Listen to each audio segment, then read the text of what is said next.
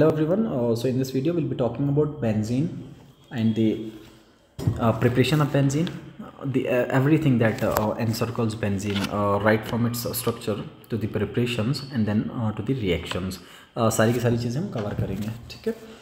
So we'll start with the structure of benzene. So I'll put on the heading that is benzene. This is a very important lecture for class 11th students who are going to appear in examination, final examination, right? So benzene. अच्छा, पहली बात मैं कर लूँगा structure of benzene की. So let's say write down structure of benzene. अच्छा, बहुत बार आपके एग्जाम में ये सवाल आ रखा है, पहले भी आपको ऑर्बिटल स्ट्रक्चर ऑफ बेंजीन बनाने को बोल देता है, ठीक है? बहुत इंपॉर्टेंट बात है. अच्छा, आप सबको पता है that benzene has 6 carbon atoms and these 6 carbon atoms are planar. ये 6 carbon atoms are present in a plane. ये 6 के 6 कार्बन एटम जो आपको बेंजीन में देखने को मिलेंगे, ये सारे के सारे फ्लैट होते हैं. फ्लैट का मतलब ये सब के सब कार्बन एटम एक सिंगल प्लेन में कट सकते हैं, एक ही प्लेन में प्रेजेंट होंगे, ठीक है? फ्लैट मॉलिक्यूल समझ रहे. ऐसे मान लीजिए आपने क्या कर रखा है, कॉपी हाथ में पकड़ी हुई है और इस कॉपी को आप अपनी आंखों के सामने रख लीजिए. बिल्कुल एक ही नज़र में सारी कॉपी आपको देखने को मिलेगी, ऊपर नीचे कुछ देखने को नहीं मिलेगा. इसको हम फ्लैट पढ़ेंगे या प्लानर पढ़ेंगे, ठीक है? अच्छा, ये जो 6 कार्बन एटम बेंजीन के अंदर प्रेजेंट हैं, इन 6 कार्बन एटम्स पे पी ऑर्बिटल एक दूसरे के पैरेलल और इस प्लेन के परपेंडिकुलर प्रेजेंट होंगे. ये आपको पैरेलल पी ऑर्बिटल देखने को मिलते हैं जो कार्बन एटम्स के परपेंडिकुलर आपको देखने को मिलेंगे, हर कार्बन एटम पे प्रेजेंट होंगे, ठीक है? तो इस तरीके से मैं इनका ऑर्बिटल स्ट्रक्चर बना सकता हूँ. अब देखिएगा ध्यान से. अच्छा, इस ऑर्बिटल स्ट्रक्चर में फ्लैट मॉलिक्यूल है और हर कार्बन पे आपको 6 ये जो 6 P orbital empty P orbital, ये जो पी ऑर्बिटल आपको देखने को मिल रहे हैं, ये पैरेलली देखने को मिल रहे हैं, ठीक है? सो ये जो 6 पी ऑर्बिटल हैं, इनमें साइड वाइज ओवरलैप की जो पॉसिबिलिटी बनेगी वो कुछ इस तरीके से बनेगी. सर पहला वाला लेट्स से मैं नंबर कर दूं. This is carbon 1, this is carbon 2, this is carbon 3, carbon 4, then carbon 5 and then carbon 6. So there is a side-wise overlap between carbon 1 and carbon 2. Similarly, if carbon 1 and carbon 2 are engaged in side-wise overlap, there is no possibility of overlap between carbon 2 and carbon 3. So अब दूसरा वाला तीसरे के साथ overlap नहीं कर सकता. Then there is possibility of overlap between carbon 3 and carbon 4. तो ये 3 और 4 के बीच में overlap होगा. ये 3 और 4 के बीच में ओवरलैप देखने को मिल रहा है, ठीक है? एंड सिमिलर वे में जब 3 और 4 के बीच में ओवरलैप हो गया, फिर 4 और 5 के बीच में ओवरलैप नहीं होगा, फिर सिंपली आपको 5 और 6 के बीच में ओवरलैप देखने को मिल जाएगा, ठीक है? कुछ इस तरीके से ओवरलैप आपको देखने को मिल जाएगा 5 और 6 के बीच में, ठीक है? सो ये जो मैंने स्ट्रक्चर बना रखा है, इस स्ट्रक्चर को आप ऑर्बिटल स्ट्रक्चर ऑफ बेंजीन पढ़ते हैं. This is called orbital structure of benzene. अच्छा, इस ऑर्बिटल स्ट्रक्चर ऑफ बेंजीन में आप ये देखेंगे. अब इस स्ट्रक्चर को अगर मैं ड्रॉ कर लूँ, सो आप ये नोट करेंगे कि जो 6 कार्बन एटम अपने थे, ये 6 कार्बन एटम जो कि एक ही प्लेन में प्रेजेंट थे, फ्लैट प्रेजेंट थे, प्लेनरिटी इनमें देखने को मिल रहा है. हर सेंटर sp2 हाइब्रिडाइज था. जब साइड वाइज पी ऑर्बिटल्स का ओवरलैप आपको देखने को मिला, तो आपको कार्बन 1 और कार्बन 2 के बीच में डबल बॉन्ड मिलेगा, कुछ इस तरीके से. देन 2 और 3 के बीच में कोई भी ओवरलैप नहीं हुआ है, तो यहाँ पे बॉन्ड नहीं होगा. 3 और 4 के बीच में डबल बॉन्ड बना होगा. देन 5 और 6 के बीच में आपको डबल बॉन्ड कुछ इस तरीके से देखने को मिल रहा है, ठीक है? सो ये मॉलिक्यूल का स्ट्रक्चर और ये इसका ऑर्बिटल डायग्राम आपको देखने को मिल रहा है. But sir this is not the only possibility of the overlap of p orbital which are present parallel to each other. सिर्फ इसी तरीके का पॉसिबिलिटी देखने को नहीं मिल रहा था, एक और पॉसिबिलिटी भी इसमें आपको देखने को मिल रहा है. और वो पॉसिबिलिटी क्या होगा कि ये जो मैंने 6 कार्बन एटम बना रखे थे, अगर इन 6 कार्बन एटम्स को मैं वापस बना दूँ, जरा ध्यान से देखिएगा. ये 6 कार्बन एटम मैंने वापस बना दिए, ठीक है? और इन पे प्रेजेंट ये जो पी ऑर्बिटल थे, इनको मैं वापस ड्रॉ कर देता हूँ. देखिए, ये पी ऑर्बिटल इन पे प्रेजेंट थे जो पैरेलल थे एक दूसरे के. ये बहुत ध्यान में रखने वाली बात है, एक दूसरे के पैरेलल होने चाहिए, तभी जाके इनमें कंजुगेशन पॉसिबल होगा, ठीक है? अब ऊपर वाले केस में हमने ये किया था कि कार्बन 1 और कार्बन 2 के जो पी ऑर्बिटल थे उनको साइड वाइज ओवरलैप करवा रखा था. लेकिन अब दूसरी पॉसिबिलिटी ये है दैट कार्बन 2 और कार्बन 3 के पी ऑर्बिटल आपस में साइड वाइज ओवरलैप कर जाएं. और जब कार्बन 2 और कार्बन 3 के आपस में साइड वाइज ओवरलैप करेंगे तो डबल बॉन्ड यहाँ पे बनेगा. अगर कार्बन 2 और कार्बन 3 के आपस में ओवरलैप कर गए तो कार्बन 3 और कार्बन 4 के बीच में ओवरलैप पॉसिबल नहीं होगा. फिर आपका कार्बन 4 और 5 के बीच में पॉसिबिलिटी होगी, ठीक है?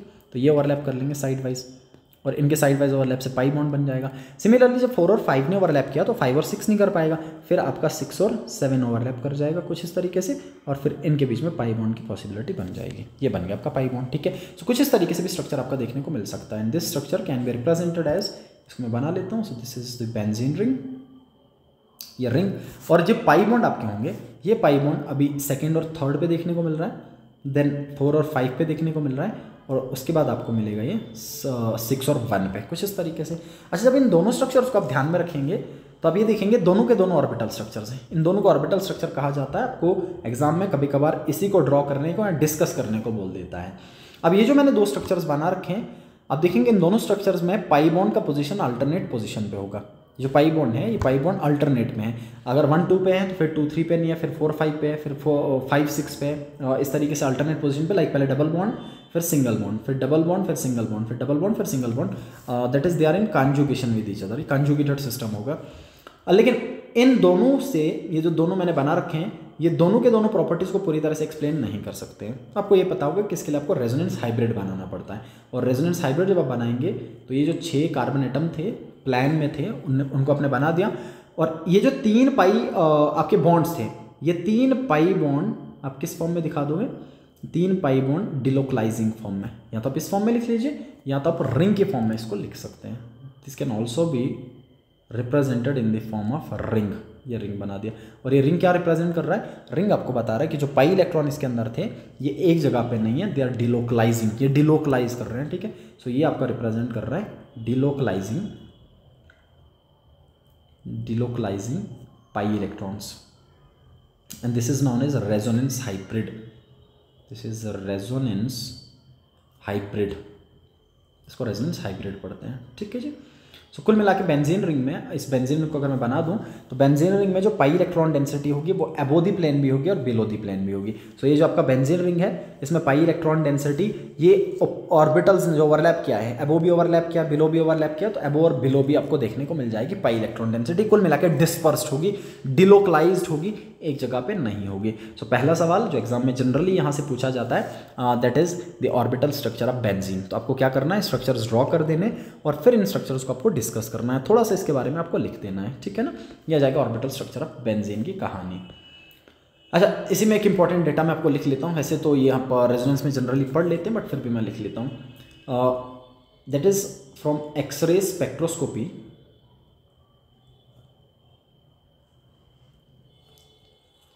अच्छा, जनरल आपको आइडिया पहले से होगा कि जो कार्बन और कार्बन का सिंगल बॉन्ड होगा, इसका जो बॉन्ड लेंथ आपको देखने को मिल जाता है, so that carbon single bond carbon bond length is 154 picometer. Similarly, carbon double bond carbon bond length is 134 picometer.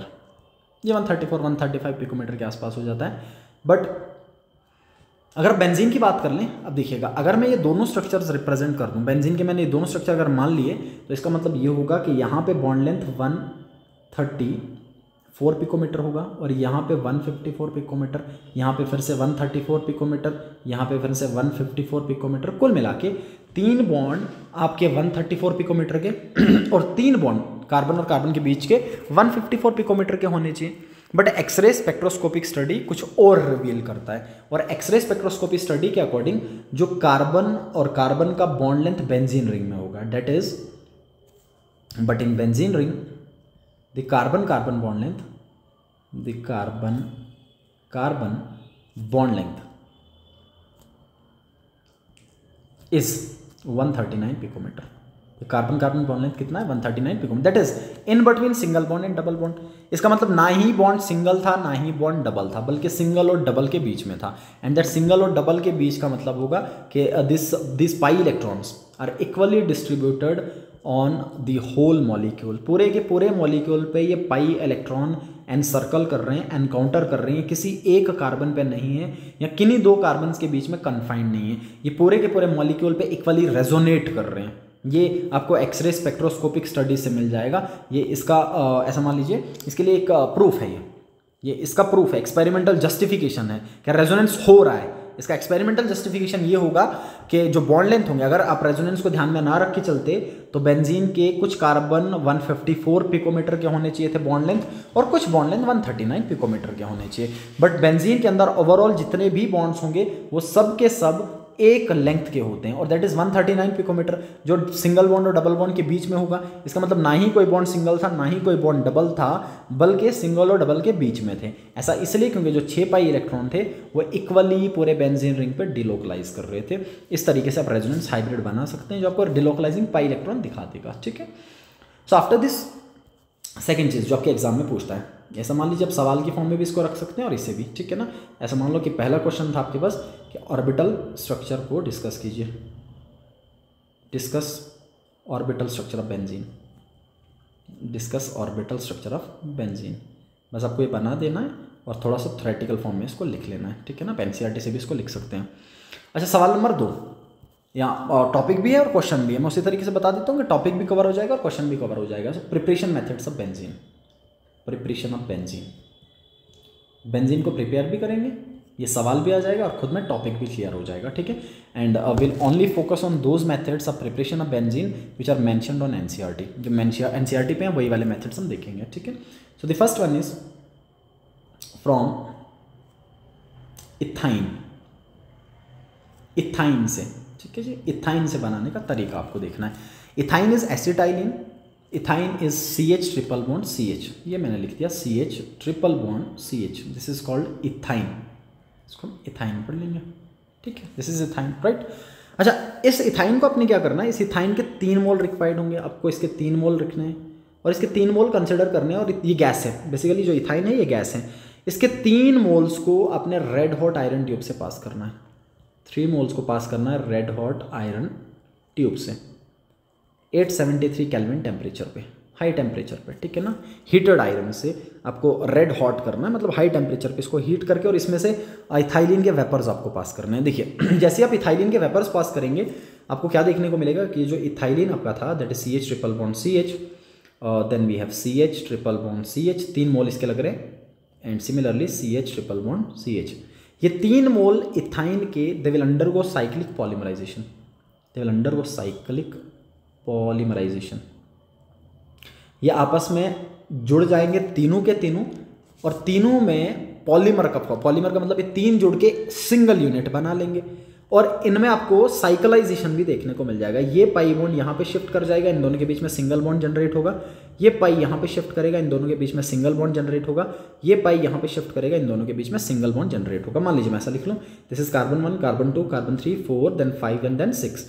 तो आप ये देखेंगे कि आपके पास कुछ ऐसा स्ट्रक्चर बनेगा जिस स्ट्रक्चर में कार्बन 1 और कार्बन 2 के बीच में डबल बॉन्ड देखने को मिल रहा है। तो मान लीजिए मैंने 1 लिख लिया, 2 लिख लिया, this is 3, this is 4, this is 5 and this is 6। उसके बाद 2 और 3 के बीच में सिंगल बॉन्ड बिल्कुल बना दिया, 3 और 4 के बीच में फिर से डबल बॉन्ड बना दिया, 4 और 5 के बीच में फिर से सिंगल मिल जाएगा, और 5 और 6 के बीच में फिर से डबल बॉन्ड मिल जाएगा। सो this is nothing but benzene. So the structure we get, the product that we get is benzene. So this is the first method of preparation of benzene.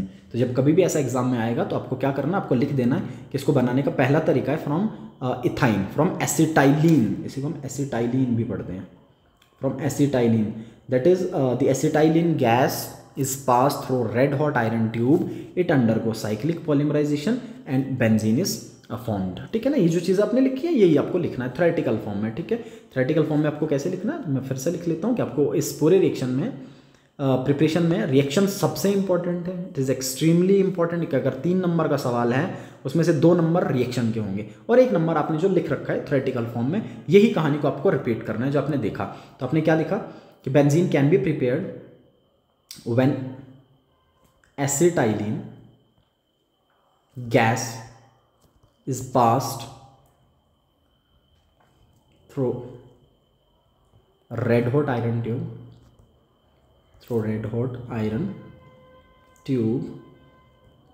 it undergoes cyclic polymerization,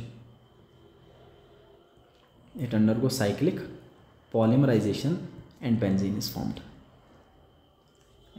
is formed, ये cyclic polymerization करेगा और किसका formation देखने को मिलेगा, benzene का formation, ठीक है। बस इतनी सी कहानी आपको लिख देनी है जो आपने रिएक्शन में लिखा और रिएक्शन में मेंशन करना है। तो आप चाहें तो रिएक्शन को मेंशन कर लें और रिएक्शन को देखने के बाद आप इसी स्टोरी को थोड़ा सा लिख सकते हैं थ्योरेटिकल फॉर्म में, ठीक है, क्योंकि एग्जाम में आपको थ्योरेटिकल फॉर्म में इसको लिखना होता है। So this is the first method of preparation of benzene. और second method is from aromatic acids, from aromatic acids, aromatic acid से भी बनाया जा सकता है, ठीक है। Now what are aromatic acids? Aromatic acids are the carboxylic acids of benzene, that is we have benzene and COOH group attached to the benzene ring, right? Now when this benzoic, this is called benzoic acid, this is benzoic acid particularly, benzene के ऊपर COH होगा, this is benzoic acid. Now when this benzoic acid is treated with NaOH, we first have to form salt of benzoic acid. आपको सबसे पहले इसको base के साथ treat करना है और ये खुद में एसिड है, so there is acid based reaction and there is formation of salt. So पहले स्टेप में आपको सॉल्ट बना लेना है. So this will be COO negative and Na positive, that is sodium benzoate. Sodium benzoate, there is formation of sodium benzoate. Now this is important, ये आपको याद रखना है. Now this sodium benzoate is subjected to decarboxylation, and for decarboxylation, decarboxylation का मतलब आपको यहाँ से CO2 रिमूव करना है. For decarboxylation, the reagent that is being used is soda lime, and soda lime is a mixture of NaOH and CaO. This is called soda lime decarboxylation, right? This is called soda lime decarboxylation. साथ में heat कर लेंगे. So this is soda lime decarboxylation. Soda lime decarboxylation. ये आपको नीचे लिखना है, मेरे पे जगह नहीं है, आप नीचे लिख लीजिएगा, ठीक है. ध्यान दीजिएगा, यहाँ पे जब एग्जाम में लिखना आपको तो इस ट्राइंगल के साथ में नीचे लिख लीजिएगा सोडा लाइम डिकार्बोक्सिलेशन, क्योंकि एग्जाम में बहुत मैटर करता है कि आपकी प्रेजेंटेशन कैसी है. जीके बॉस में बहुत मैटर करता है कि आपकी प्रेजेंटेशन कैसी है. सो सोडा लाइम डिकार्बोक्सिलेशन आप कर देंगे. अच्छा, सोडा लाइम डिकार्बोक्सिलेशन से क्या होगा जरा देखिएगा. कार्बन डाइऑक्साइड का रिमूवल होगा कार्बोनेट के फॉर्म में. तो यहाँ से ये COO, ध्यान से देखिएगा, यहाँ से Na, 2 Na, यहाँ से Na, यहाँ से Na हट गए, Na2, और यहाँ से 2 ऑक्सीजन कार्बन के साथ में और 1 ऑक्सीजन ये, तो Na2CO3 हट गया. मैंने क्या किया, यहाँ से Na और यहाँ से Na2, और यहाँ से 2 ऑक्सीजन कार्बन के साथ और 1 ऑक्सीजन यहाँ से Na2CO3 के फॉर्म में कार्बन डाइऑक्साइड को हटा दिया. और ये जो H बच गया, ये H आके इस रिंग पे जुड़ जाएगा, और जब H रिंग पे आके जुड़ेगा तो कुल मिला के किसका फॉर्मेशन हो जाएगा, बेंजीन का फॉर्मेशन, ठीक है. So there is formation of benzene, there is formation of benzene. Plus साथ में क्या हट गया, Na2CO3, Na2CO3 हट गया. सोडियम कार्बोनेट, यहाँ से Na, फिर से देखिए ये Na2 हट गया और यहाँ से CO3. आपको ऐसे नहीं लिखना एग्जाम में, बस आपको समझाने के लिए बता रहा हूँ मैं. Na2CO3 हट गया और ये जो H बचा ये आके इस फिनाइल रिंग पे जुड़ गया और बेंजीन बन गया, क्योंकि इसका फॉर्मूला खुद में C6H5 COO negative Na positive था. कुल मिला के इसमें एक हाइड्रोजन यहाँ पे कम था, वो हाइड्रोजन आके बैठ गया और बेंजीन बन गया सिंपली आपका. सो बेंजीन का फॉर्मेशन आपको देखने को मिल जाएगा, राइट. ये आपको इस तरीके से नहीं लिखना है, फिर बता रहा हूँ आपको, ये मिटा के नहीं लिखना है, जस्ट आपको रिप्रेजेंट करने के लिए मैंने दिखा रखा था कि रिएक्शन कैसा होगा. So there is formation of benzene. So this is method number 2. So first method is from acetylene and second method is from aromatic acids. So आप क्या लिखेंगे एरोमेटिक एसिड्स में, जो आपको थोड़ा सा लिखना पड़ेगा कि जब प्रिपरेशन मेंशन किया जाए, तो आप लिखेंगे when benzoic acid is treated with NaOH, it form sodium salt of benzoic acid,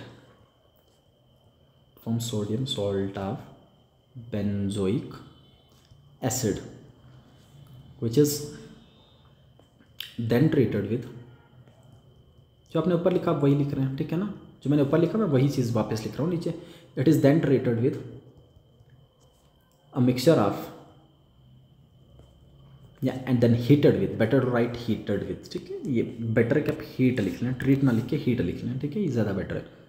it is then heated with, it is then heated with a mixture of NaOH and CaO, known as soda lime, known as soda lime, known as soda lime. Decarboxylation takes place, decarboxylation takes place and benzene is formed, right. जो आपने reaction में ऊपर दिखा represent किया उसी चीज़ को हमने लिख लिया. तो ये कोई नई बात नहीं है. इट्स नॉट कि आप ये खुद से नहीं लिख सकते, आप इसको खुद से भी लिख सकते हो, बस आपको रिएक्शन ध्यान में रखना है. You can write down in theoretical form very easily, ठीक है. थ्योरेटिकल फॉर्म में आप खुद से भी इसको लिख सकते हैं. सो this is the method number 2 of preparation of benzene, right. Now method number 3, very easy method. तीसरा वाला तो बहुत हल्का सा मेथड है आपका, that is from phenol. From phenol, बस फिनोल को रिड्यूस कर देना है, बेंजीन बन जाएगा। अच्छा, इसमें आपको क्या करना है, ये जो बेंजीन आपके पास है, इस बेंजीन को आपने हीट करना है, इसको डिस्टिल करना है जिंक डस्ट के साथ या जिंक के साथ, ठीक है। सो वी हैव फिनोल, और इस फिनोल्स के वेपर्स को आपने बेसिकली हीटेड जिंक से पास करना है। ये क्या कर लेगा, जिंक रिड्यूसिंग एजेंट की तरह काम करता है, यहाँ से ऑक्सीजन को खींच लेगा, और जैसे यहाँ से ऑक्सीजन को खींचेगा तो ZnO हट गया। देखिए बहुत ईजी सा काम है, ऑक्सीजन को खींच लिया, ZnO हट गया, ऑक्सीजन बेसिकली इसको इलेक्ट्रॉन पेयर डोनेट कर देता है, बॉन्ड बना लेगा, और यहाँ पे बचेगा आपका रिंग, और इस रिंग के ऊपर जुड़ा रहेगा हाइड्रोजन, और इस रिंग के ऊपर जुड़ा रहेगा हाइड्रोजन का मतलब this is nothing but benzene, this is simply benzene, ठीक है। हल्का सा मेथड है। When phenol is treated with zinc dust it undergo reduction and there is formation of benzene, benzene का फॉर्मेशन आपको देखने को मिलेगा, खुद भी लिख सकते हैं, ठीक है ना। क्या लिखेंगे आप कि in this method phenol is treated with zinc dust it undergo reduction, why reduction, because there is removal of oxygen, it undergo reduction and benzene is formed, ठीक है। सिंपली आप बेंजीन का फॉर्मेशन दिखा सकते हैं। तो these 3 are the methods of preparation of benzene which are mentioned on NCERT। ये वो वाले जो NCERT पे मेंशन है, अभी के लिए फिलहाल एग्जाम के लिए आपको यही वाले ध्यान में रखने हैं, ठीक है। अच्छा, उसके बाद बेंजीन के प्रिपरेशंस पढ़ने के बाद बेंजीन के केमिकल रिएक्शंस आपको देखने हैं कि कौन कौन से केमिकल रिएक्शंस हैं जो बेंजीन दिखा सकता है। सो chemical reactions of benzene, right. The majority of reactions, the most famous type of reactions that benzene radially undergo, that benzene will prefer to undergo are aromatic electrophilic substitution। ये बहुत famous type के reaction जो benzene में आपको देखने को मिलेंगे, या इवन सब्सटीट्यूटेड बेंजीन्स में देखने को मिल जाते हैं। इनको हम पढ़ लेंगे aromatic electrophilic substitution, aromatic electrophilic substitution. और इसी वाले से एग्जाम में आपका 5 मार्क्स का सवाल बनता है, ठीक है। इस पोर्शन से, हाइड्रोकार्बन पोर्शन से और में जो 5 मार्क्स का आपका सवाल बनता है वो इसी पॉइंट से बनता है, एरोमेटिक इलेक्ट्रोफिलिक सब्स्टिट्यूशन से। The second type of reaction is addition reaction, addition reaction, इसे 2 नंबर का सवाल बनता है, ठीक है। मैं सवाल भी सामने लिख देता हूँ कि वाई बेंजीन, हम पढ़ेंगे वाई बेंजीन अंडरगो एडिशन, ये sorry why benzene does not prefer, इसमें ये रिएक्शंस बहुत कम होते हैं, यानी फ्रीक्वेंटली नहीं होते हैं, जैसे डबल बॉन्ड्स या ट्रिपल बॉन्ड वालों में, या जैसे एल्कीन और एल्काइंस में एडिशन रिएक्शन मेजॉरिटी में होते हैं, इस बेंजीन में नहीं होते हैं। बेंजीन में एडिशन रिएक्शन आसानी से नहीं होते हैं, ड्रास्टिक कंडीशन, जैसे मान लीजिए ज़बरदस्ती रिएक्शन करवाए जा रहे हैं, ये रिएक्शन देना नहीं चाह रहा है एडिशन। सवाल भी यही है कि why benzene does not prefer addition reaction, addition reaction किसी भी फॉर्म में आ जाए सवाल की लैंग्वेज समझ लीजिएगा आप, ठीक है। although it contain double bonds, 2 इसमें डबल बॉन्ड्स होते हैं, बट बेंजीन एडिशन रिएक्शन नहीं देता, ठीक है ना। तो इसका कारण क्या होगा हम नीचे भी देख लेंगे, या आपको ऑलरेडी अगर ध्यान दिया होगा तो आपको ये बात पता होगी कि जो बेंजीन रिंग होगा, ठीक है ना, आप लिख लीजिएगा इसको, मैं यहीं पे आंसर आपको बता देता हूँ, आप इसको अपने हिसाब से लिख लीजिएगा। क्योंकि बेंजीन में जो डबल बॉन्ड होंगे वो नॉर्मल डबल बॉन्ड नहीं है, आइसोलेटेड डबल बॉन्ड नहीं है, अकेले डबल बॉन्ड नहीं है, वो है कंजुगेटेड डबल बॉन्ड। कौन से double bond? Conjugated double bond. And those conjugated double bonds are present in resonance, you already know this, that the double bond present in benzene ring are in conjugation with each other, they are in resonance, they are delocalizing electrons, those double bond pi electrons are not available for addition all the time। वो क्या होंगे? वो resonate कर रहे हैं, conjugate कर रहे हैं। तो इसका आंसर ये होगा कि जो आपके डबल बॉन्ड में, बेंजीन में जो डबल बॉन्ड आपको देखने को मिल रहे हैं, ये आइसोलेटेड डबल बॉन्ड नहीं है, ये कंजुगेटेड डबल बॉन्ड है, ये रेजोनेंस में इन्वॉल्व है, ये रेजोनेंस दिखा रहे हैं, जिसकी वजह से इनमें एडिशन रिएक्शन बहुत कम देखने को आपको मिल जाता है, ठीक है। सो एडिशन हो जाएगा। नंबर 3 टाइप के रिएक्शन आपको देखने को मिल जाएंगे एडिशन के बाद, लेट्स से कंबशन, ने कंबशन करवा दिया, ठीक है। ये वाले एनसीईआरटी पे मेंशन है, अदरवाइज इसके अलावा जनरली जब आप एल्कीन पढ़ लेते हो तो उसमें एक इन्वॉल्व कर लेते हो, सेम ही यहाँ पे आ जाता है, दैट इज ओजोनोलिसिस, ओजोनोलिसिस, ठीक है ना, वो एक अलग से आ जाता है, बट वो हम एल्कीन में भी पढ़ लेंगे तो यहाँ पे भी सेम ही आ जाएगा, ठीक है जी। ये आ जाएंगे आपके एरोमेटिक इलेक्ट्रोफिलिक सब्स्टिट्यूशन, एडिशन और कंबशन। अब इसमें से सबसे इजी वाला मैं आपको बता देता हूँ, सबसे पहले कंबशन यहीं पे लिख लेता हूँ मैं। बताइए, अगर आपको बेंजीन्स के या अरीन्स के कंबशन रिएक्शन लिखने हैं, बेंजीन कभी कभार अरीन नाम से भी आता है, क्योंकि जो एरोमेटिक बेंजीनॉइड कंपाउंड्स आपके, इनको एरीन्स भी पढ़ा जाता है, ठीक है। तो एरीन बोल दें या बेंजीन बोल दें, बात सेम ही है। तो आपको कंबशन करना है एरीन्स का। 2 एरीन्स में बेंजीन सबसे सिंपलेस्ट एरीन है। अदरवाइज एरीन्स का ये मतलब होगा कि बेंजीन या बेंजीन के जितने भी रिलेटेड कंपाउंड्स हैं, जितने भी डेरिवेटिव्स हैं, जितने भी सब्स्टिट्यूटेड कंपाउंड्स हैं, वो सब के सब एरीन्स में आ जाते हैं, ठीक है। तो अगर आपको बेंजीन का कंबशन करना है, सो बेंजीन का फॉर्मूला C6H6, राइट। एंड जब कभी भी आपको कंबशन करना है, whenever benzenes are arenes, जब कभी भी इनको जलाया जाए, there is always formation of carbon dioxide and water, there is always formation of CO2 and water, plus साथ में एनर्जी, क्योंकि एक्सोथर्मिक रिएक्शंस होते हैं, कंबशन इज ऑलवेज एक्सोथर्मिक, ठीक है।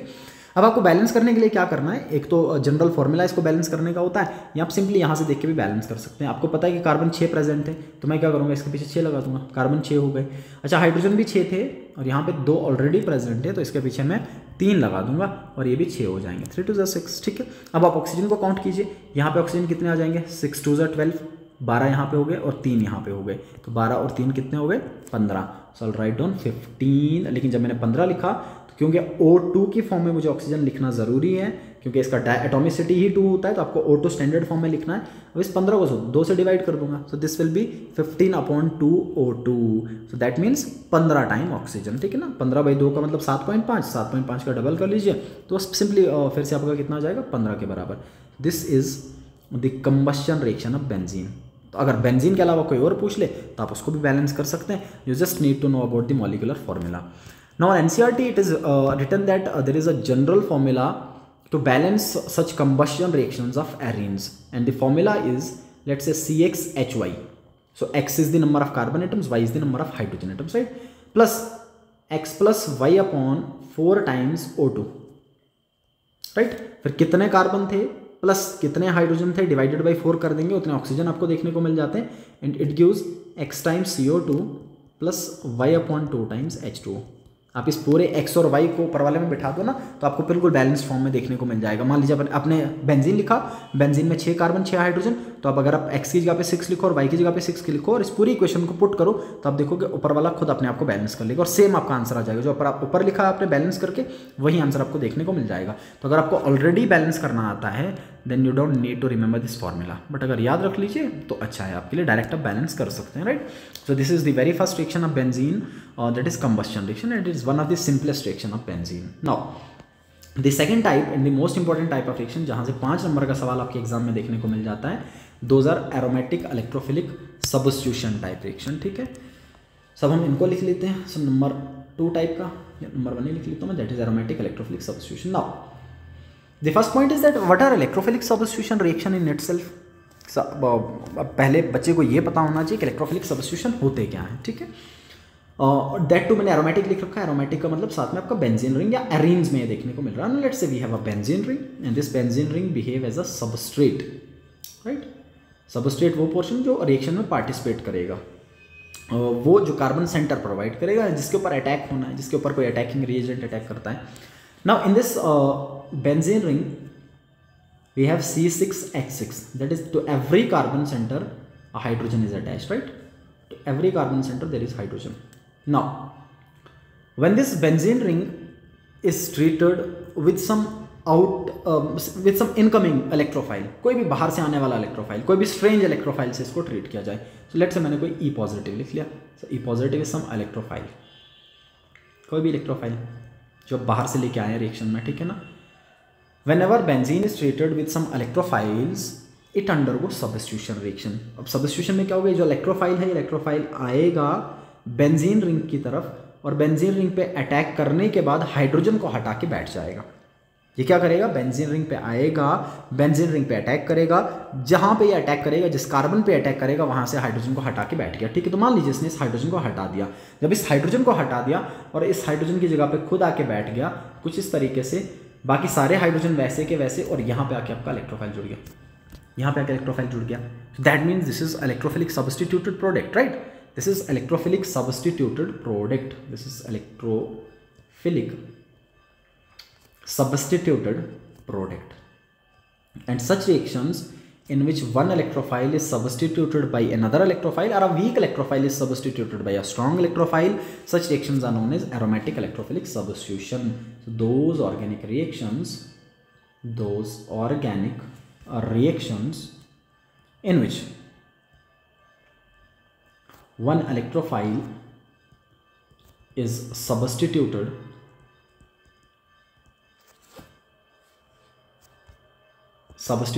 by another incoming electrophile,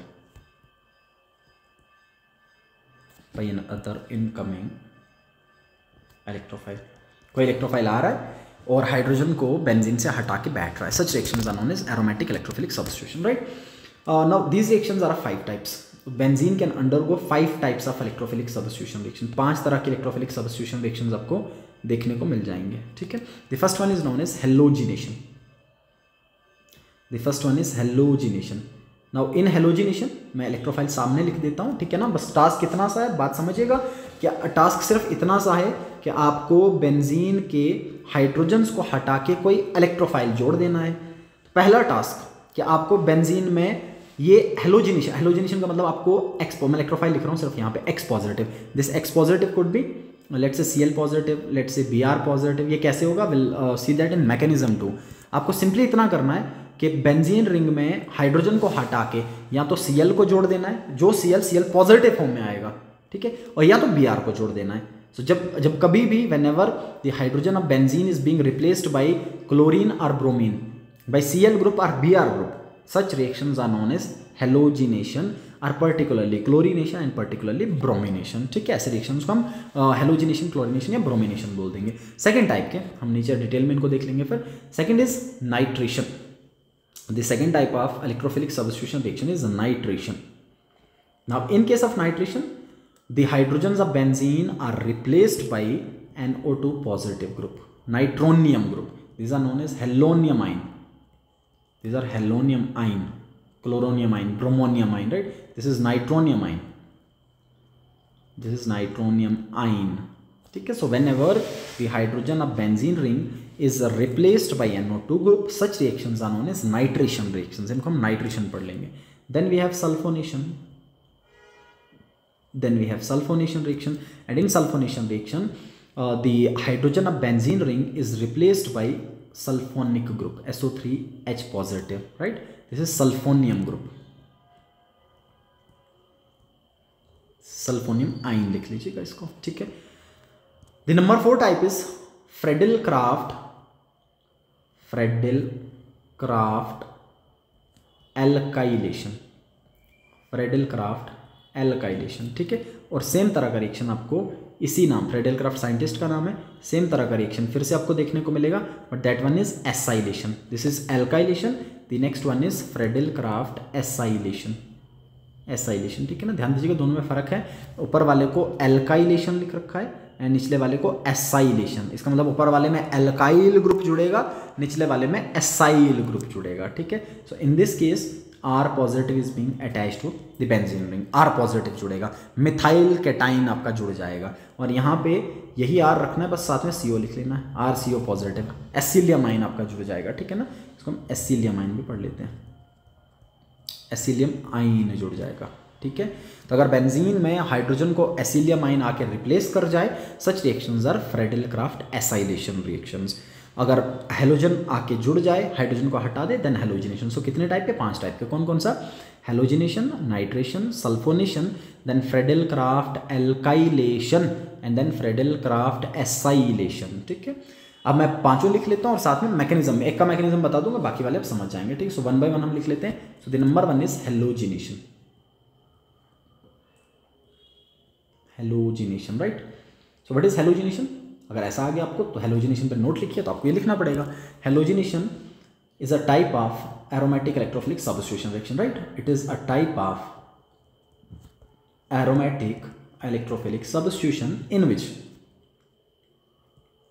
hydrogen of benzene ring is replaced by halogen groups. Is replaced by halogen groups. किससे replace करना है, हेलोजन ग्रुप से, दैट इज Cl से या Br से. Such reactions are known as halogenation reactions. Now we'll write down the general reaction. Now we'll write down the general reaction of halogenation. ठीक है, तो जनरल रिएक्शन के लिए क्या करना पड़ेगा आपको, सबस्ट्रेट लेना पड़ेगा. So substrate is benzene. Now this substrate has to be treated with some reagent जिनसे इलेक्ट्रोफाइल हेलोजन इलेक्ट्रोफाइल हेलोनियम आयन का जनरेशन होगा, and that is nothing but X2। वो क्या होगा? X2। तो लेट्स से आप चाहो तो X2 को Cl2 लिख सकते हैं, आप चाहो तो Br2 लिख सकते हैं, राइट। अब जब X2 Cl2 या Br2 के साथ आप ट्रीट करेंगे, इनसे इलेक्ट्रोफाइल जनरेट करने के लिए there has to be some Lewis acid catalyst, there has to be some catalyst, ठीक है।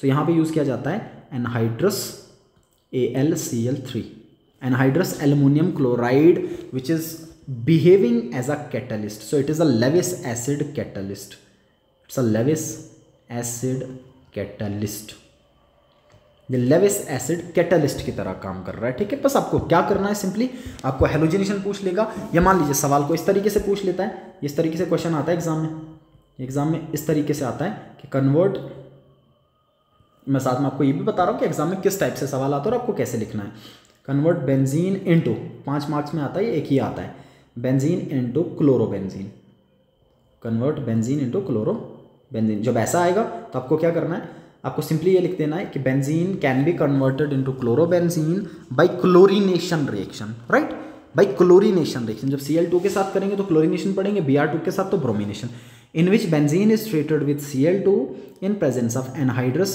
AlCl3 as a Lewis acid catalyst and then chlorobenzene is formed। तो सिंपली क्या बनेगा, यहाँ से क्लोरोबेंजीन का फॉर्मेशन आपको देखने को मिलेगा। It's very simple. तो आपको 5 मार्क्स में से ये 5 में नहीं आएगा, आपको 5 नंबर में 5 रिएक्शंस आते हैं। तो आपको एक रिएक्शन पूछ लेगा ऐसा कि कन्वर्ट बेंजीन इनटू क्लोरोबेंजीन, तो आपको ये रिएक्शन लिखना है, और जो रिएक्शन आपने लिखा इस रिएक्शन के बारे में आपको कहानी लिखनी है नीचे थोड़ी सी कि आपने क्या किया इस रिएक्शन में, ठीक है। तो आप कैसे कन्वर्ट करेंगे, आप यही लिखेंगे। सो विल राइट डाउन, मैं फिर से पढ़ रहा हूँ एक बार, आप कैसे लिखेंगे। आपको लिखना है कि benzene can be converted into chlorobenzene by treating benzene with dichloride, benzene with Cl2 in presence of anhydrous AlCl3 as a Lewis acid catalyst such that there is formation of chlorobenzene। सही है, chlorobenzene. अब जो बच्चे पहले से इसको पढ़ रखे हैं ऑब्वियस है, वो स्मार्ट है, उनको पता है कैसे लिखना है, बट ये आपको लिखना आना चाहिए। बट रिमेंबर दिस, सिर्फ आपको लिखना नहीं है, you have to write down the reaction as well. और अगर आप रिएक्शन लिखो और कहानी ना लिखो then it is more than enough. कि अगर आप स्टोरी नहीं लिख रहे हो लेकिन रिएक्शन लिख रहे हो, it is more than enough, ठीक है, कोई मार्क्स नहीं कटेंगे इसमें आपके। सो this is halogenation. Now will look upon the mechanism. कभी कभार क्या करता है एग्जाम में, मैकेनिज्म भी दे देता है। तो फिर मैं दूसरा सवाल ऐसा लिख लेता हूँ कि give mechanism of aromatic electrophilic substitution. General पूछ लेता है, ठीक, किसी एक को पॉइंट आउट करके नहीं पूछता, एक जनरल मैकेनिज्म पूछ लेता है कि एरोमेटिक इलेक्ट्रोफिलिक सब्स्टिट्यूशन का जनरल मैकेनिज्म क्या होगा। जो रिएक्शन आपने यहाँ पे किया, मैं इसी को पुट करके आपको मैकेनिज्म बता देता हूँ, ठीक है ना। दिखेगा किस तरीके से होगा, मोटी मोटी बात समझ लीजिएगा पहले। अच्छा, आपको क्या करना है, पूरी रिएक्शन में बेसिकली इलेक्ट्रोफाइल को बेंजीन पे अटैक करवाना है, और बेंजीन पे अटैक करने के बाद हाइड्रोजन को हटा के इलेक्ट्रोफाइल को बैठाना है, ठीक है ना। टोटल काम तो अपना ये है। अच्छा, ये काम 3 स्टेप्स में होगा। कुल मिला के एरोमेटिक इलेक्ट्रोफिलिक सब्स्टिट्यूशन आपके 3 स्टेप्स में होंगे। 3 स्टेप्स में कैसे? पहले स्टेप में इलेक्ट्रोफाइल को बनाना पड़ता है। इलेक्ट्रोफाइल अवेलेबल नहीं होता, इलेक्ट्रोफाइल बहुत रिएक्टिव स्पीशीज होते हैं, वो पहले से बने नहीं होते हैं, आपको बनाना पड़ता है। रिएक्शन में आपको तुरंत उसको बनाना पड़ता है और यूज करना पड़ता है, ठीक है। तो पहले स्टेप में आप इलेक्ट्रोफाइल बना लेंगे, ओके। दूसरे स्टेप में इलेक्ट्रोफाइल का अटैक बेंजीन पे करवा देंगे, ठीक है, ये काम भी कर दिया आपने। और तीसरे स्टेप में जहां पे इलेक्ट्रोफाइल ने अटैक किया था, जिस पोजीशन पे अटैक किया था, उस पोजीशन से हाइड्रोजन को हटाना है। इतना सा काम आपको करना है, ठीक है। सो ये आ जाएगा आपके एरोमेटिक इलेक्ट्रोफिलिक सब्स्टिट्यूशन का मैकेनिज्म। तो 3 स्टेप में रिएक्शन होगा, ठीक है ना। पहला स्टेप में लिख लेता हूँ, स्टेप 1। उसके बाद इस जनरल मैकेनिज्म को क्या पढ़ते हैं वो भी मैं लिख लूंगा। So step 1 is generation of electrophile. Step 1 is generation of electrophile. में ई पॉजिटिव से लिख लेता हूँ इलेक्ट्रोफाइल को। बताइए आपको कैसे जनरेट करना है, ध्यान से देखिएगा। इस पूरे रिएक्शन में हमने डाई हेलोजन ले रखा है, मैं Cl2 लिख लेता हूँ, इजी हो जाएगा आपके लिए। मैंने Cl2 लिया। पहले स्टेप में जो Cl2 है, ये Cl2 एनहाइड्रस AlCl3 के साथ रिएक्ट करता है, एनहाइड्रस AlCl3 के साथ। ये एनहाइड्रस AlCl3 लेविस एसिड की तरह काम करता है। Al के पास p ऑर्बिटल खाली होता है, तो ये AlCl3 क्या करता है, यहाँ से AlCl3 इस पूरे क्लोरीन को खींच लेता है। देखिए इस पूरे क्लोरीन को इसके इलेक्ट्रॉन पेयर के साथ, क्योंकि लेविस एसिड है, लेविस एसिड का काम इलेक्ट्रॉन पेयर एक्सेप्ट करना है, तो ये एक क्लोरीन को उसके इलेक्ट्रॉन पेयर के साथ खींच लेगा। ये पूरा का पूरा इसके इलेक्ट्रॉन पेयर के साथ AlCl3 इसके साथ जुड़ जाएगा और क्या बना लेगा, ये बन जाएगा AlCl4 नेगेटिव। ये बन गया AlCl4 नेगेटिव, ठीक है। प्लस साथ में ये जो Cl बचा, जिसके पास कुछ भी नहीं बचा, साथ में इलेक्ट्रॉन पेयर लेके भी चला गया, तो this is Cl positive, right. This Cl positive is the electrophile, ये है जो रिएक्शन में लगना है। दिस इज कॉल्ड क्लोरोनियम आइन, दिस इज क्लोरोनियम आइन। इस इलेक्ट्रोफाइल को जनरेट करना आपके पहले स्टेप में ये चीज़ देखने को मिल जाती है। तो पहले स्टेप में इलेक्ट्रोफाइल का जनरेशन होगा। अच्छा, once this electrophile is generated, then this electrophile will attack on benzene ring, और benzene ring will attack on electrophile, वो दोनों बातें सेम ही है, ठीक है। सो सेकंड स्टेप में क्या होगा, सेकंड स्टेप का क्या नाम आएगा, मैं थोड़ी देर में लिख लेता हूँ, पहले आप देख लीजिए कि अटैक करने के बाद क्या बनेगा। तो बताइए, सबस्ट्रेट आपने लिख लिया, ये आ गया आपका सबस्ट्रेट बेंजीन, ठीक है, ये बेंजीन रिंग आ गया, और इस बेंजीन रिंग पे अटैक करेगा electrophile, electrophile is Cl positive, okay. अच्छा, मुझे ये बताइए, Cl पॉजिटिव इलेक्ट्रोफाइल है, इलेक्ट्रॉन डेफिशिएंट स्पीशी है, इसके पास किसी भी तरह के इलेक्ट्रॉन डोनेशन के लिए अवेलेबल नहीं है, तो ये क्या करेगा, जिस कार्बन सेंटर के साथ ये जुड़ना चाहता है, every carbon centre in benzene ring is equivalent, ये कहीं पे भी जाके जुड़ सकता है, आप किसी भी पोजीशन पे इसको जोड़ सकते हैं। तो मान लीजिए इस कार्बन सेंटर पे जुड़ना चाह रहा है, सपोज कर लीजिए इस कार्बन सेंटर पे ये जुड़ना चाह रहा है, ठीक है। अब क्योंकि इसके पास इलेक्ट्रॉन्स तो थे नहीं जुड़ने के लिए, तो यहां से जो पाई बॉन्ड आपको देखने को मिल रहा है ना, ये वाला पाई बॉन्ड साथ वाला, ये पाई बॉन्ड कुर्बानी देता है। ये पाई बॉन्ड क्या करता है, ये पाई बॉन्ड उस कार्बन सेंटर की तरफ शिफ्ट करता है जिस कार्बन सेंटर के साथ क्लोरीन ने जुड़ना है। तो मैं ऐसा लिख लेता हूँ रफली, सब समझने के लिए, आपको ये बनाना नहीं, बट समझने के लिए ऐसा मान लीजिए, ऐसा पाई बॉन्ड ऐसी, पाई बॉन्ड ऐसी, और ये पाई बॉन्ड यहाँ पे शिफ्ट कर गया, यहाँ पे नेगेटिव चार्ज, ये पाई बॉन्ड, और यहाँ पे पॉजिटिव चार्ज, कुछ इस तरीके से, इस तरीके से अगर मैं रिप्रेजेंट कर दूं, यहाँ पे नेगेटिव, यहाँ पे पॉजिटिव, ठीक है ना। तो एक क्लोरीन जहाँ पे नेगेटिव आया, जहाँ पे इलेक्ट्रॉन्स आए, उसके साथ में क्लोरीन जुड़ जाएगा, ठीक है। तो बताइए, जहाँ पे क्लोरीन जुड़ा, उसके नेक्स्ट कार्बन पे आपको पॉजिटिव चार्ज देखने को मिलेगा, ठीक है ना। सो कुछ इस तरीके से, ये मैंने बना दिया स्ट्रक्चर, यहाँ पे आके आपका क्लोरीन जुड़ गया, ठीक है। सो क्लोरीन आके यहाँ पे जुड़ गया, और साथ वाले पे पॉजिटिव चार्ज आ गया, और ये पाई बॉन्ड जैसा था वैसा, ये पाई बॉन्ड जैसा था वैसा ही, ठीक है। और ये जो कॉम्प्लेक्स आपका बना, पाई बॉन्ड ने कुर्बानी दे दिया, इलेक्ट्रोमेरिक शिफ्ट हुआ, और जिस कार्बन पे पाई बॉन्ड गया, वहां से उस कार्बन सेंटर पे पाई बॉन्ड जो गया, जो नेगेटिव चार्ज गया, जो 2 इलेक्ट्रॉन गए, उन्होंने बॉन्ड बना लिया Cl के साथ। अब देखिए, जो शिफ्ट हुआ था वो पाई बॉन्ड था, और जो नया बना है वो सिग्मा बॉन्ड है। अब क्योंकि नया बॉन्ड जो सिग्मा बना है, तो ये जो कॉम्प्लेक्स आपका होगा, this complex is known as sigma ion complex. इसको हम क्या पढ़ते हैं, सिग्मा आइन कॉम्प्लेक्स पढ़ लेते हैं, ठीक है ना। सिग्मा आइन कॉम्प्लेक्स, इसको पढ़ लेंगे, सिंबल है सिग्मा का, this is sigma ion complex. R, this is nothing but a carbocation, that is positive charge on carbon center. Now since this positive charge on carbon center is present in arenes, ये कहाँ से बन रहा था आपका, अरीन से, benzene से बन रहा था, that is why this is known as arenium ion, this is also called arenium ion. so ये स्टेप सेकंड आपका होगा। so स्टेप सेकंड में क्या होगा, अरीनियम आइन का फॉर्मेशन। so स्टेप सेकंड में होगा फॉर्मेशन ऑफ अरीनियम आइन। so स्टेप सेकंड में फॉर्मेशन ऑफ कार्बोकेटाइन या फॉर्मेशन ऑफ अरीनियम आइन, फॉर्मेशन ऑफ कार्बोकैटायन, इसी को हम पढ़ लेंगे अरीनियम आइन। तो अरीनियम आइन का फॉर्मेशन आपको देखने को मिलेगा सेकेंड स्टेप में, राइट। सो ये हो गया आपका स्टेप सेकेंड। नाउ ये जो अरीनियम आइन बनेगा, बेसिकली दिस अरीनियम आइन इज रेजोनेंस स्टेबलाइज्ड। दो यहाँ पे एरोमेटिसिटी लॉस हो जाती है, बट कुछ हद तक ये स्टेबल होगा। क्यों, क्योंकि साथ में जो पाई बॉन्ड है ना, ये डिलोकलाइज करेगा, जैसे ये डिलोकलाइज करेगा पॉजिटिव चार्ज शिफ्ट कर देगा, फिर ये डिलोकलाइज करके पॉजिटिव चार्ज को स्टेबलाइज कर देगा। सो कुल मिला के रेजोनेंस स्टेबलाइज्ड होगा। तो मैं इसका रेजोनेटिंग स्ट्रक्चर लिख लेता हूँ, बताइए कुछ इस तरीके से, दिस इज Cl, और ये जो पॉजिटिव चार्ज यहाँ पे था, ये पॉजिटिव चार्ज डिलोकलाइज करके कुछ इस तरीके से आपको घूमता हुआ देखने को मिल जाएगा। सो ये पॉजिटिव डिलोकलाइज करेगा, so this is resonance stabilised, ये रेजोनेंस स्टेबलाइज होगा, राइट। रेजोनेंस के कारण ये स्टेबलाइज हो जाएगा। स्टेप सेकंड होगा। दोबारा देखिए, स्टेप 1 में हमने क्या किया, इलेक्ट्रोफाइल को जनरेट किया। स्टेप 2 में हमने उस इलेक्ट्रोफाइल का अटैक बेंजीन पे करवा के अरीनियम आइन बना दिया, ठीक है, सिग्मा आइन कॉम्प्लेक्स बना दिया। अब तीसरे स्टेप में ये होगा कि जहां पे इस इलेक्ट्रोफाइल ने अटैक किया था, जरा ध्यान से देखिए, क्या वहां पे हाइड्रोजन प्रेजेंट है, बिल्कुल वहां पे हाइड्रोजन अवेलेबल होगा। तो तीसरे स्टेप में ये जो आपने बनाया है, यहां से हाइड्रोजन को आपको रिमूव करना है। सो तीसरे स्टेप में हाइड्रोजन को रिमूव कर देना है, बस इतना करना है, ठीक है। सो स्टेप थर्ड में होगा रिमूवल ऑफ हाइड्रोजन, या इसी को हम डीप्रोटोनेशन भी कहेंगे। So step third is removal of hydrogen या रिमूवल ऑफ प्रोटॉन।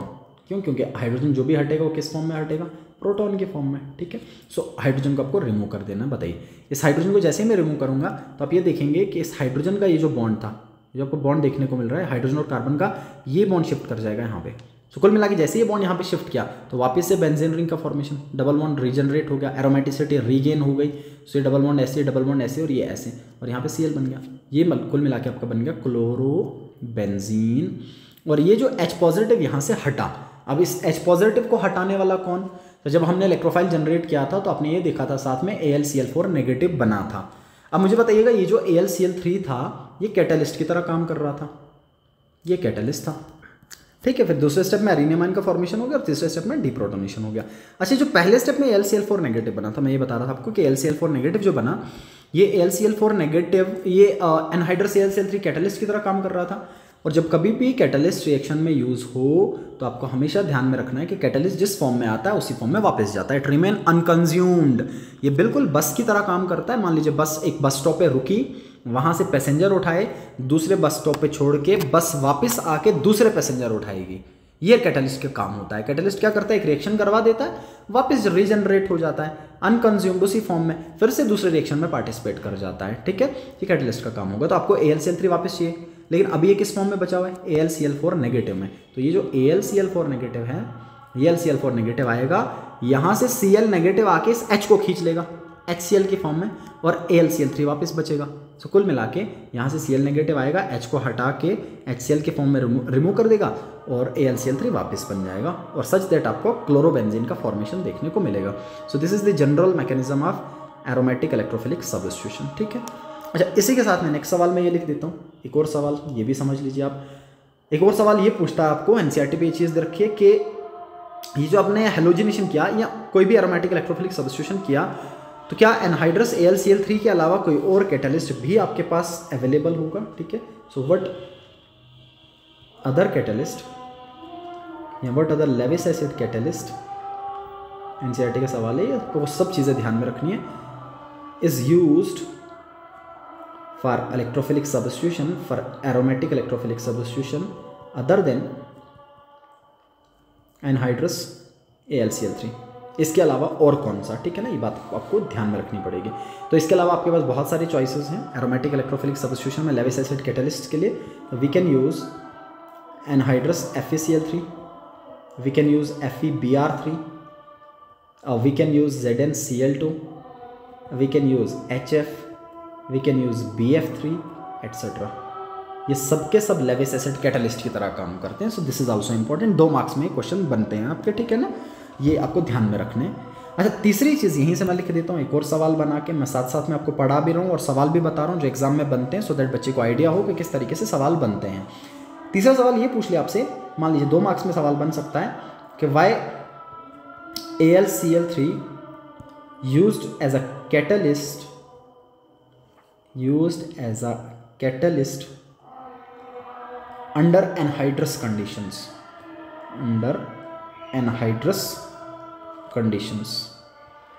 कि क्यों जो आपने AlCl3 यूज़ किया उसको एनहाइड्रस कंडीशन में ही एज अ कैटलिस्ट यूज़ करना पड़ता है। एनहाइड्रस कंडीशन का मतलब कि वाटर एब्सेंट होना चाहिए, मॉइस्चर एब्सेंट होना चाहिए। ऐसा इसलिए क्योंकि अगर मॉइस्चर और वाटर एब्सेंट हुआ तो AlCl3 के साथ रिएक्ट करने पे एल्युमिनियम को हाइड्रोलाइज कर देगा और एल्युमिनियम का कैटालिटिक एक्टिविटी ख़त्म हो जाएगा, ठीक है ना। इफ़ वाटर, अगर वाटर या मॉइस्चर प्रेजेंट हुआ, इफ वाटर और moisture is present, then AlCl3 will undergo hydrolysis,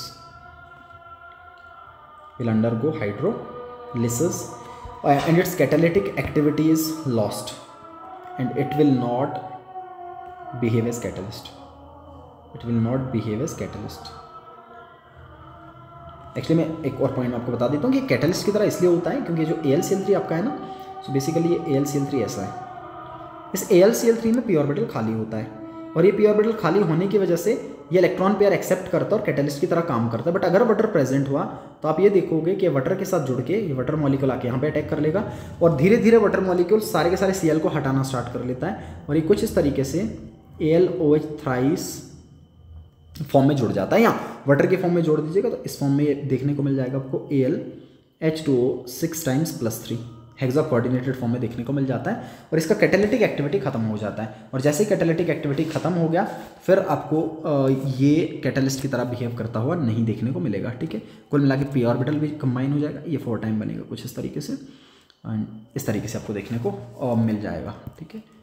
ये कॉम्प्लेक्स आपके पास बन जाते हैं, तो इसलिए ये मॉइस्चर या वाटर या हाइड्रेटेड फॉर्म में नहीं होना चाहिए, right. So this is the first reaction, that is how to convert benzene into chlorobenzene, that is by halogenation. Same तरह का रिएक्शन ब्रोमिनेशन भी होगा, बस आपको यहाँ Br2 लिखना है और पूरा का पूरा मैकेनिज्म सेम होगा। मैं सेकेंड टाइप रिएक्शन पे चल जाता हूँ। So second is nitration. अब इजी, सिंपली आपको ध्यान में रखना। और इससे सवाल कैसे बनता है, how benzene is converted into nitrobenzene, ये मैं सवाल भी लिख लूंगा साथ में, ठीक है। क्वेश्चन एग्जाम में ऐसा बनता है, पहले भी बन रखा है, how benzene is converted into nitrobenzene, benzene is converted into nitrobenzene, ऐसा सवाल आपको देखने को मिल जाता है, ठीक है। बताइए आपको नाइट्रेशन में क्या करना है, अगेन सबस्ट्रेट कंसिडर करना है, substrate is benzene. Now this benzene has to be treated with a mixture of concentrated nitric acid HNO3 and concentrated H2SO4। So आपको इसको ट्रीट करना है कॉन्सेंट्रेटेड नाइट्रिक एसिड और कॉन्सेंट्रेटेड H2SO4 के साथ, and this mixture is known as nitrating mixture. It is used for nitration of benzene, this is called nitrating mixture, this is nitrating mixture and it is used for nitration of benzene. और आप जब आपको nitration of benzene करना है तो simply आप देखेंगे कि बेंजीन के ऊपर आके NO2 ग्रुप इंट्रोड्यूस हो जाएगा, जुड़ जाएगा, there is formation of nitrobenzene, nitrobenzene बन जाएगा, राइट। सो आंसर आप लिख सकते हैं, how benzene is converted into nitrobenzene. In order to convert benzene into nitrobenzene, benzene has to undergo nitration, it has to be treated with a nitrating mixture, that is a mixture of concentrated HNO3 and H2SO4 along with heating, heat करना पड़ता है आपको साथ में, and there is formation of nitrobenzene। इसको आप बहुत easily लिख सकते हैं। You have to remember benzene substrate which is always there and then the mixture जो आप यूज़ कर रहे हैं। अब इसमें ध्यान रखिएगा, इसमें AlCl3 नहीं लगता, इसमें खुद H2SO4 कैटलिस्ट की तरह काम करता है, H2SO4 कैटलिस्ट की तरह आपका बिहेव कर जाता है, ठीक है। ये सेकेंड टाइप का रिएक्शन। थर्ड टाइप का रिएक्शन सल्फोनेशन। सल्फोनेशन, दो इन सब के स्टेप बाय स्टेप मैकेनिज्म मैंने क्लास में डिस्कस करवाए, हर एक का मैकेनिज्म, बट आपको एग्जाम में जनरल मैकेनिज्म पूछता है तो इसलिए मैं वीडियो सिर्फ जनरल मेंशन कर रहा हूँ, अदरवाइज मैंने क्लास में हर एक मैकेनिज्म डिटेल में पढ़ा रखा आपको। अच्छा, तीसरा है कि आपको बेंजीन को बेंजीन सल्फोनिक एसिड में कन्वर्ट करना है। उसके लिए आपको क्या करना पड़ेगा, बेंजीन सबस्ट्रेट आ गया, this benzene has to be treated with a mixture of SO3 and H2SO4, this is called fuming sulphuric acid और ऑलियम, फ्यूमिंग सल्फ्यूरिक एसिड, या इसी को हम पढ़ते हैं ऑलियम, ऑलियम पढ़ेंगे, ठीक है।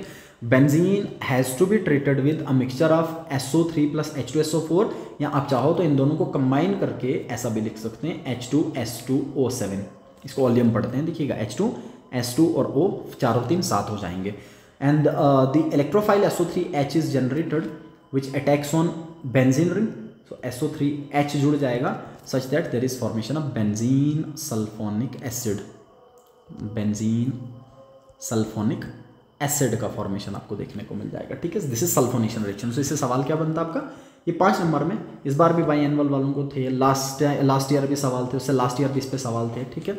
सो सवाल ये होगा कि how benzene is converted into, एक ही में सारे दे देता है, हाउ बेंजीन, या सीधा convert benzene into benzene sulphonic acid, benzene sulphonic acid. तो उसके लिए आपको क्या लिखना है, उसके लिए आपको रिएक्शन मेंशन करना है, that benzene it can be converted into benzene sulfonic acid by sulfonation reaction in which benzene is treated with fuming sulfuric acid or oleum and it undergo electrophilic substitution and benzene sulfonic acid is formed, right? It's not a rocket science, बहुत easy सा है, आप easily लिख सकते हैं इसको। Number 4 Friedel-craft alkylation, इससे भी सवाल बनता है, फ्रेडल-क्राफ्ट एल्काइलेशन से, ठीक है। अब देखिए आपको फ्रेडल-क्राफ्ट एल्काइलेशन में क्या करना, again the same thing, we have substrate benzene and this benzene has to be treated with alkyl halides।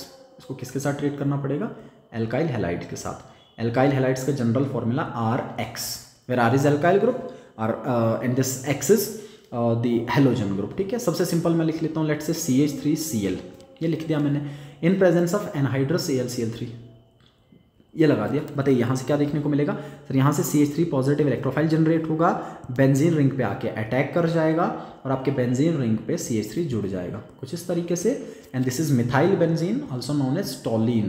So toluene का फॉर्मेशन आपको देखने को मिलेगा, ठीक है ना। सो टॉलवीन बन जाएगा। तो सवाल किस तरीके से आएगा आप समझ के, आप एक्सपेक्ट कर रहे हैं आपके कैसे सवाल बन रहा है। सो सवाल होगा कि convert benzene into toluene, benzene को टॉलवीन में कैसे कन्वर्ट किया जाए, ठीक है। या बेंजीन को इथाइल बेंजीन में कैसे कन्वर्ट किया जाए। अब बताइए, मैं आर को चेंज तो कर सकता हूँ, you have got an option, क्योंकि आपने आर लिया था तो जरूरी थोड़ी ना ये मिथाइल हो सकता है ये इथाइल हो, तो मैंने C2H5Cl लिख दिया। सेम एनहाइड्रस AlCl3 की प्रेजेंस में रिएक्शन करवा दिया। बताइए Cl हटेगा, C2H5 के ऊपर पॉजिटिव आ जाएगा और वो C2H5 पॉजिटिव आके बेंजीन रिंग पे जुड़ जाएगा and there is formation of ethyl benzene. तो ये बन जाएगा आपका इथाइल बेंजीन। बहुत सारे रिएक्शन करवाए जा सकते हैं, इसमें कोई दिक्कत वाली बात नहीं है, ठीक है। सो आप ऐसा लिख लीजिए टॉलमीन में या इथाइल बेंजीन में कैसे कन्वर्ट करेंगे, बस उस टाइम पे आपको इथाइल क्लोराइड के साथ ट्रीट करना है, सिंपली इथाइल क्लोराइड के साथ, और ऊपर वाले में मिथाइल क्लोराइड के साथ ट्रीट करना था। रिएक्शन तो सेम ही हो गया। This is number 4, right. Number 5 benzene into acetophenone, ये भी दे देता है आपको एग्जाम में। तो इसको मैं लिख लूंगा फ्रेडल क्राफ्ट एसाइलेशन के नाम से। This is Friedel Crafts acylation के एसाइल ग्रुप जोड़ना है अब तो। अच्छा, in Friedel Crafts acylation same we have the substrate benzene. This benzene has to be treated with acyl halides या acid halides, acid halides. So basically इस रिएक्शन को करवाने के लिए 2 तरह के रिएजेंट्स यूज़ किए जाते हैं। 2 तरह के आपके पास रिएजेंट्स अवेलेबल हैं, या तो आप एसिड हैलाइड्स का यूज़ कर लें। Acid halide is simply R, मैं यहाँ पे लिख लेता हूँ, यहाँ पे एग्जांपल लिख लूँगा, that is RC+O and X। These are known as acid halides. ऊपर वालों में RX था, यहाँ पे बस आपको बीच में C+O लेके आना है, वहाँ पे RX, यहाँ पे RCOX, इतना सा डिफरेंस होगा। मान लीजिए मैंने R की जगह पे CH3 लिख दिया, आगे सेम आ जाएगा C+O, और X की जगह पे लेट से Cl लिख दिया। This is known as ethanoyl chloride. इसको हम क्या पढ़ेंगे, इथेनॉइल, ये आपने नोमेनक्लेचर में पढ़ रखा है, इथेनॉइल क्लोराइड पढ़ लेते हैं इसको हम, ठीक है। इथेनॉइल क्लोराइड के साथ ट्रीट कर लिया, same in presence of anhydrous AlCl3। AlCl3 का काम क्या होगा, लेविस एसिड कैटलिस्ट है, इलेक्ट्रोफाइल को जनरेट करवा देगा। तो बताइए इलेक्ट्रोफाइल कौन सा जनरेट होगा, आपको कुछ नहीं करना है, X को हटाना है। X हटाइए, जो बचा होगा वो इलेक्ट्रोफाइल होगा। यहाँ से X हट गया, ये पूरा पोर्शन जो बच गया इलेक्ट्रोफाइल है, और इलेक्ट्रोफाइल इस कार्बन, ये जो C+O वाला कार्बन है, इस पे पॉजिटिव आएगा, इस कार्बन के थ्रू ये जुड़ेगा। तो कुल मिला के ये जुड़ेगा इस C+O के थ्रू। तो ये C+O ऐसे ही, इसको थोड़ा सा नीचे बना देता हूँ, बड़ा सा मॉलिक्यूल, ये कुछ ऐसे आपको देखने को मिल रहा है, ठीक है। यहाँ पे या किसी भी पोजीशन पे जोड़ दीजिए, ये C+O ऐसे ही, और इसके साथ में CH3, ये ग्रुप जुड़ेगा। ध्यान दीजिएगा, ये ग्रुप जुड़ेगा C+O के थ्रू। बच्चे कभी कभार क्या करते हैं, CH3 के जोड़ देते हैं, CH3 के थ्रू जोड़ देते हैं और वैलेंसी को डिस्टर्ब कर लेते हैं। सो ये प्रोडक्ट आपका बनेगा। This product is ketone, this is nothing but ketone. अब देख पा रहे हैं C+O बीच में होगा, this is known as acetophenone. इसका जो कॉमन नेम है वो है acetophenone, very very famous compound acetophenone. So ये क्वेश्चन आपको इस फॉर्म में दे देगा, वैसा लिख लेगा कि convert benzene into acetophenone, acetophenone, ये आपको आना चाहिए। सो कुल मिला के जो मैंने 5 कहे ना, ये पांचों के पांचों आपको 5 नंबर में पूछ लेता है। कन्वर्ट बेंजीन इनटू फॉलोइंग, फिर 1 2 3 4 5 करके ये सारे लिख लेगा, nitrobenzene, chlorobenzene, then toluene, then acetophenone, benzene sulphonic acid, ये सब चीज़ें लिख लेता है। अच्छा, इसी बेंजीन के साथ में यही इसका दूसरा इस रिएक्शन को करवाने का दूसरा अल्टरनेटिव है। पहला तरीका तो ये कि एसिड हैलाइड के साथ ट्रीट कर लिया जाए। The second way is that we have to treat this with acetic anhydride. This is also very important कि आप इसको किसके साथ ट्रीट कर लें, एसिटिक एनहाइड्राइड के साथ। Acetic anhydride is this way, CH3CO, then again CO and CH3, या इसको लिखा जाता है इस फॉर्म में भी, कंबाइंड फॉर्म में। देखिए CH3CO 2 बार आ रहा है, तो मैंने लिख दिया ये ट्वाइस और बीच में ऑक्सीजन लिख दिया, CH3CO ट्वाइस और O, इसके साथ में आप ट्रीट कर सकते हैं, ठीक है ना।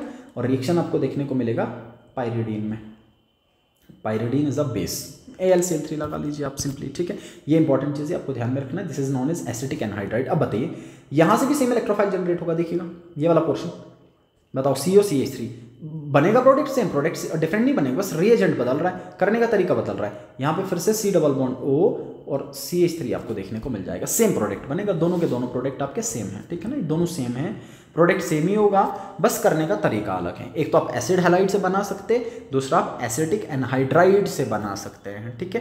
तो ये आ जाएंगे आपके फ्रेडल क्राफ्ट एसाइलेशन, और ये 5 तरह के आपके इलेक्ट्रोफिलिक सब्स्टिट्यूशन टाइप रिएक्शन जो बेंजीन में आपको देखने को मिलेंगे, ठीक है। अब इनमें कभी कभार क्या कर लेता है एग्जाम में आपके कि मान लीजिए अगर थोड़ा पेपर को अलग से बनाना चाहे तो आपको ये लिख के नहीं देता कि आप बेंजीन को इसमें कन्वर्ट कीजिए, फिर रिएक्शन खुद ब खुद लिख देगा, ठीक है। तो कुछ टाइप के सवाल ऐसे भी आते हैं, आपको ध्यान में रखने। मान लीजिए ऐसा कर देगा, यहाँ पे बेंजीन बना के दे देगा और फिर आपको बोल देगा कि प्रोडक्ट बनाइए, रिएक्शंस के प्रोडक्ट बनाइए। ऐसा लिख लेगा CH3CO twice O in presence of anhydrous AlCl3, ऐसा लिख लेगा। यहाँ पे बोलेगा प्रोडक्ट बना लो, ठीक है। दूसरा कुछ ऐसा कर लेगा, मान लीजिए ऐसा बेंजीन लिख दिया और फिर इसको ट्रीट कर लिया लेट्स से HNO3 या SO3 प्लस H2SO4 और बोलेगा प्रोडक्ट बना लीजिए। मतलब यही रिएक्शन देगा, आपको लिख के देगा, बस आपको प्रोडक्ट बनाना। तो आपको समझ में आना चाहिए क्या होगा। बताइए ये वाला रिएक्शन आपका कौन सा होगा, क्योंकि एसिटिक एनहाइड्राइड के साथ ट्रीट करवा रखा है, तो you know that this is Friedel Crafts acylation, acylation है, ठीक है। तो ये वाला ग्रुप आपको जोड़ना है, बस एसाइल ग्रुप। तो ये बेंजीन और बेंजीन पे एसाइल ग्रुप C+O और CH3, ठीक है ना, C+O और CH3 एसिडोफिनोन बनेगा, राइट। दूसरे वाले में आपने पहचान लिया सल्फोनेशन हो रहा है, फ्यूमिंग सल्फ्यूरिक एसिड के साथ ट्रीट कर रहा है, तो आपने सल्फोनेशन करवा दिया, सल्फोनेशन करवा दिया और सिंपली बना लिया बेंजीन के साथ में SO3H ग्रुप जोड़ दिया और ये बन गया आपका बेंजीन सल्फोनिक एसिड। तो इस तरीके से भी सवाल बन सकता है। आपको हर पॉसिबिलिटी पता होनी चाहिए। जब बच्चा चीज़ को पढ़े तो उसको ये पता होना चाहिए कि किस तरीके से सवाल बन सकता है, ठीक है।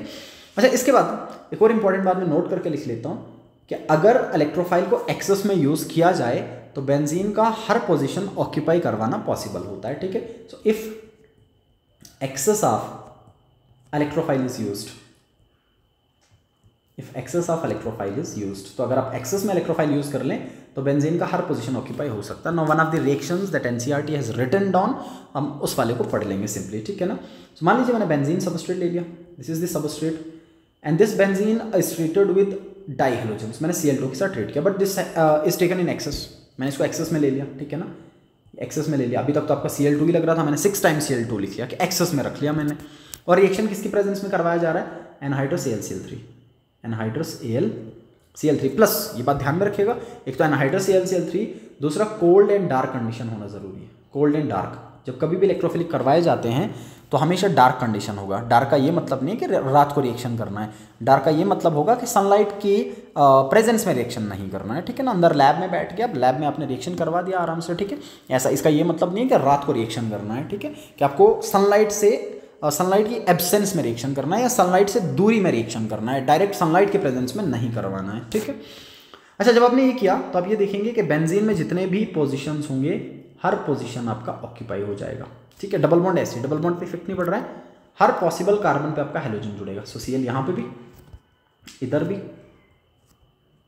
इधर भी और इधर भी, ठीक है ना, हर पोजीशन पे आपका Cl आके जुड़ गया। और ये जो आपका प्रोडक्ट बन गया, दिस इज हेक्साक्लोरोबेंजीन, 6 क्लोरीन आ गए, सो दिस इज हेक्साक्लोरोबेंजीन। सो हेक्साक्लोरोबेंजीन का फॉर्मेशन देखने को मिल जाएगा। तो कभी कभार ये भी 5 नंबर में इंक्लूड कर देता है, जो ऊपर वाले हैं उनको मेंशन करेगा और एक ये मेंशन कर देगा, ठीक है। तो ये ध्यान में रखिएगा कि सवाल इस फॉर्म में आपके एग्जाम में बनेगा, पहले भी बना है और आगे भी बनेगा। ऐसा बोल देगा कि कन्वर्ट बेंजीन इनटू या how will you convert, how will you make following transformations, कैसे आप ये ट्रांसफॉर्मेशंस कर सकते हैं, ठीक है। पहला लिख लेगा क्लोरोबेंजीन, ठीक है ना, बात समझ के आप, मैं मोटी मोटी बातें लिखूंगा सिर्फ, ठीक है। उसके बाद ब्रोमोबेंजीन लिख देगा, उसके बाद नाइट्रोबेंजीन लिख देगा, उसके बाद बेंजीन सल्फोनिक एसिड लिख देगा, एसिटोफिनोन लिख देगा, टोल्यूइन लिख देगा, इथाइल बेंजीन लिख देगा, सब चीज़ें ऊपर कर ली हमने, या हेक्साक्लोरोबेंजीन लिख लेगा। इनमें से कुछ भी लिख सकता है, आपको रिएक्शन लिखना है और थोड़ा सा उसके बारे में एक्सप्लेनेशन देना है। अगर सिर्फ रिएक्शन पूछ रखा तो आप सिंपली रिएक्शन कर लीजिए, काम हो जाएगा, इसमें कोई मार्क्स आपका नहीं कटता है। तो these are aromatic electrophilic substitution reactions of benzene ring. ये वो वाली चीज़ें मोर देन एनफ आपके लिए एग्जाम के लिए, ठीक है ना। अदरवाइज इसमें बातें और भी डिटेल में होती हैं, बट फिलहाल ये एग्जाम के लिए जो जेके पोस्ट में अपीयर होने वाले बच्चे हैं, ठीक है। नंबर 2, इसके बाद हमने लिखा था एडिशन रिएक्शंस, इसके बाद हमने एडिशन रिएक्शंस लिखे थे बेंजीन के, ठीक है। तो जब मैं बेंजीन के एडिशन रिएक्शंस की बात करूंगा तो आप ये देखेंगे कि जो बेंजीन में अब ऊपर ही मैंने लिखा था कि बेंजीन में एडिशंस की पॉसिबिलिटी तो बहुत कम होगी, बट एक्सट्रीम कंडीशंस में एडिशन करवाया जा सकता है, ठीक है। तो पहला मैं लिख लेता हूँ एडिशन ऑफ H2। अब देखिए सब्स्टिट्यूशन में क्या था सर, सब्स्टिट्यूशन में डबल बॉन्ड पे कोई फर्क नहीं पड़ रहा था, डबल बॉन्ड जैसे थे वैसे ही थे, बस आपने हाइड्रोजन को हटा के इलेक्ट्रोफाइल लगाया था। अब एडिशन में ये होगा कि जो बेंजीन के डबल बॉन्ड हैं वो डबल बॉन्ड रिड्यूस हो जाएंगे। अब वो डबल बॉन्ड की फॉर्म में नहीं रहेंगे क्योंकि आप एडिशन कर रहे हैं, आपने किन्हीं ग्रुप्स को जोड़ना है, तो हाइड्रोजन, पहला हाइड्रोजन जोड़ देंगे आप, ये हाइड्रोजन आके बेंजीन पे ऐड हो जाएंगे और डबल बॉन्ड सारे के सारे रिड्यूस हो जाएंगे, ठीक है। सो हमने 3 टाइम्स H2 के साथ ट्रीट कर लिया। ये रिएक्शन आपको निकल की प्रेजेंस में देखने को मिलता है और थोड़ा हाई टेम्परेचर पे ड्रास्टिक कंडीशन में रिएक्शन होगा, विग्रस कंडीशन में रिएक्शन होता है क्योंकि एडिशन बेंजीन जनरली देना नहीं चाहता।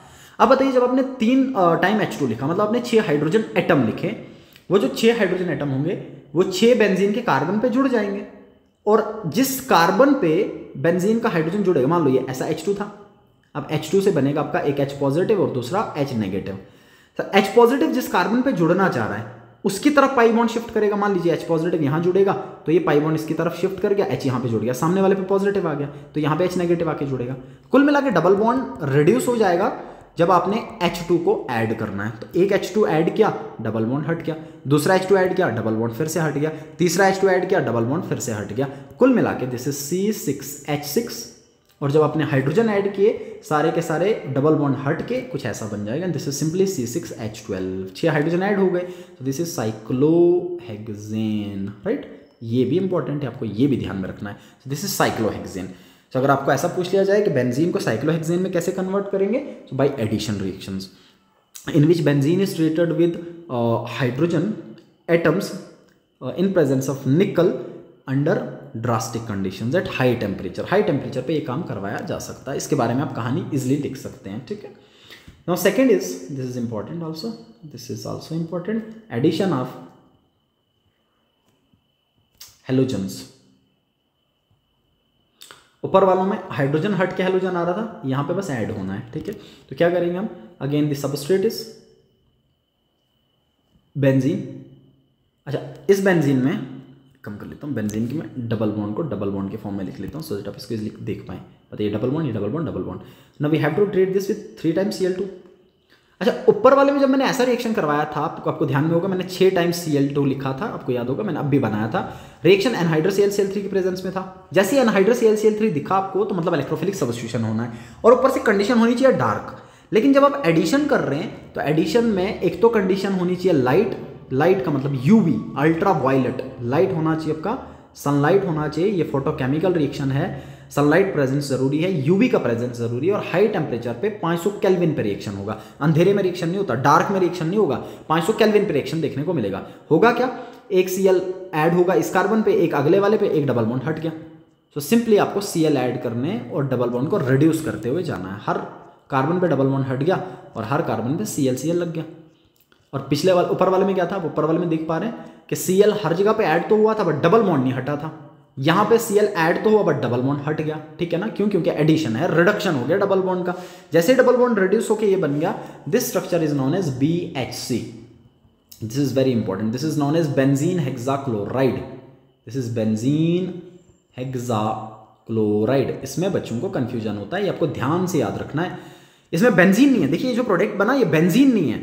इस बेंजीन इसलिए नाम लिया जाता है इसका क्योंकि इसके पेरेंट का नाम था ये, इसका खुद का नाम बेंजीन नहीं है, तो बेंजीन रहा नहीं बेचारा है, तो साइक्लोहेक्सेन दिख रहा आपको। लेकिन ऊपर वाला जो था उसमें बेंजीन था, जिसमें बेंजीन था उसमें लास्ट पे बेंजीन लिखिएगा और जिसमें बेंजीन नहीं था उसमें स्टार्टिंग में लिख लीजिएगा, ठीक है। से समझ में आएगा आपको। देखिए मैं हिंट दे देता हूँ कि यहाँ पे खुद बेंजीन था, मैंने इसलिए लास्ट पे लिखा, लेकिन यहाँ पे ये बेंजीन नहीं था बल्कि इसका पेरेंट बेंजीन था, तो मैंने स्टार्टिंग में लिख लिया। इसको पढ़ते हैं बेंजीन हेक्साक्लोराइड और ये मार्केट में एक ब्रांड नेम से बिकता है, कमर्शियल नाम जो इसका होगा उसको हम गैमेक्सीन पढ़ते हैं, गैमेक्सीन, या इसी को हम लिंडेन भी पढ़ लेते हैं, गैमेक्सीन या लिंडेन, ठीक है। इसका कमर्शियल नेम है, जिस नाम से ये मार्केट में बिकता है, जिस नाम से इससे दवाइयाँ बेची जाती हैं। बेसिकली एक तरह का जर्मीसाइड है, एक तरह का जर्मीसाइड आपको देखने को मिलेगा, जर्मीसाइड, एक तरह का जर्मीसाइड आपको देखने को मिलता है, इंसेक्टिसाइड, जर्मीसाइड्स की तरह काम करता है बेसिकली, ठीक है।